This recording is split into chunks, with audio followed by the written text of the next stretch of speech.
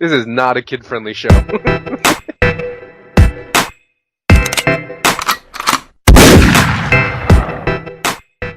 Yo, what is really good, my dudes? Today is August 14th, 2017, and we got another RuneScape update for y'all. So today we see more skilling outfits coming into the game via mini-games and new chat options. So without any further ado, let's just jump into this. First off, we got the Artisans for crafting. You can get that from Stealing Creations. You buy it from the reward shop. Blacksmith for smithing. You get it from the Artisans work spot with a random chance when successfully smithing ceremonial swords and increase if you get it perfect. The Botanist for Herblore. You get it from the Flash Powder Factory, bought from the reward shop. Farmers, you get it from farming at the Cabbage Face Punch Bonanza, bought at the reward shop. The Fletcher outfit for fletching, you get from Stealing Creation at the reward shop. And the Nimble Agility outfit you get from the pit. It's a random chance on completion, successful or not. So that's how you get the 6 skilling outfits for those associated skills. These are the 5% XP ones, not the elite versions, but it's good to see those come in the game and not only have them from Treasure Hunter. It's important to note that the corresponding head enhancement items are only available still on Treasure Hunter. You cannot get it from these methods. And they've also made it possible for Iron Man players to play Stealing Creation, making the crafting and fletching outfits available to those who prefer to go it solo. Note that the other rewards in the Stealing Creation workshop are not available to Iron Man players.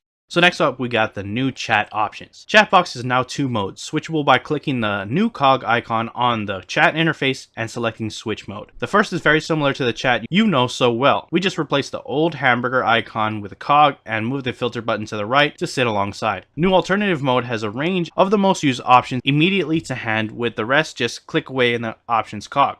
In this mode, you can also collapse the icons on the top if you want to keep it really tidy. So that is it for the main game update. We got those skilling outfits as well as the new chat box options. So without any further ado, we're going to jump into the patch notes and see exactly what we got going on over there. So let's go ahead and check it out.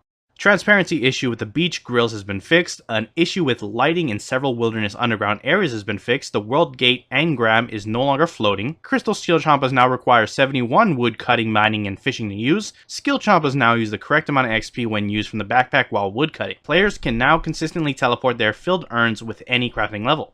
A second instance of Stanley Limelight will no longer spawn when the Cabbage Face Punch Bonanza is spotlighted. Iron Man can now play Stealing Creation but are still unable to purchase any XP increasing rewards. The rune crafting requirement for the rune span daily challenge has been increased from 20 to 21, so it now prioritizes over the body runes daily challenge at higher levels. The cooking requirement for the cooked meat pizzas daily challenge has been increased from 45 to 46, so it now prioritizes over the cooked swordfish daily challenge at higher levels. The following adjustments have been made to the Demon Slayer quest. The guidance in the Trial of Faith in the Silverlight Crypt has been improved. Dying in either crypt is now considered a safe death. Auto loot is no longer introduced during the quest. Skeletons and cultists during the quest no longer drop bones. Gideon Bede's combat level has been removed. Slagalith can no longer be killed multiple times during one small favor. A typo in the Karshai dialogue during the Children of Ma has been fixed. Several UI bugs in the Zomboat scene concluding the Clockwork Syringe quest has been corrected. Extra dialogue has been added to Soothsayer Sybil about the one true triumphant Warden. That's Sadin, by the way, who got the first 4,000 enraged Warden kill. The player list and prayer chat dividers once again remember their positions upon logging in. An option has been added to teleport inside the door to Telos when using the Max Guild boss portal. The next bossing portal will now teleport players outside the main door if Ancient Ceremonial is equipped. A colored border has been added around the Dungeoneering map to help it stand out. The transparency has been lowered on the Dungeoneering map. Dungeoneering map will now automatically update the player markers when teleporting to any gatestone or when home teleport is used. Players who have been pinned under the icicle during next Angel of Death encounter will no longer get hit by the shadows during the final phase. A sound effect has been added, played when a player is targeted by the elements in a next Angel of Death encounter. A disconnect that occasionally occurred when mining a crablet has been fixed. It's now possible to check charges on the silver jewelry when equipped. Blocking has been added to a wall in Sophonet. Blocking has been added to a tile in Metaphos Worker District. Plague jackets and trousers can now be stored in the keepsake box. Players will now see a correct number of PvP kills when examining another player's commemorative statue.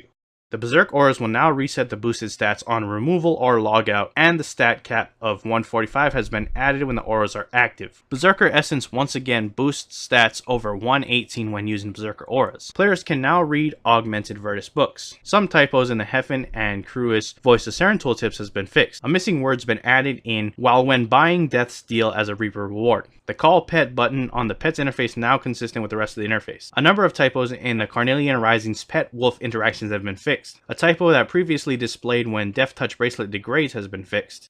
The Crack All option on the Crystal Geodes and Mystic Nests will now correctly display the type of nest being searched. An issue where the Give Bob option on the summoning icon displayed as Take Bob has been fixed. Resolved an issue with the last used Quick Prayer option not working correctly when in Legacy interface mode. The Piety Rigger and Augur Prayers now correctly light up in the interface when all requirements are met. Quick Teleporting in Dungeoneering will no longer use Quick Teleport charges.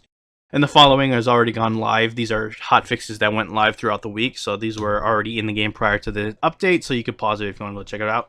Moving on to some ninja fixes. The chat box is now various options, choosing display mode. A junk refiner can now be used all in one and will adjust to display how many components a player can receive based on charges and junk available. Wilderness Sword 4 can now be reclaimed from Mr. X in Edgeville for 100k coins. Junk's dialogue tree has been reorganized and updated to be more user-friendly for the Penguin Quest and Penguin Hide and Seek. Players can now use Surge within a telekinetic teleport room of Mage Training Arena. Combat training dummies can now be converted into other forms of combat at a rate of 3 to 2 similar to skilling dummies. It's now possible to quick respond to various Slayer related quick chat messages. The Twitch tab on the social interface has been removed when using the NXT client.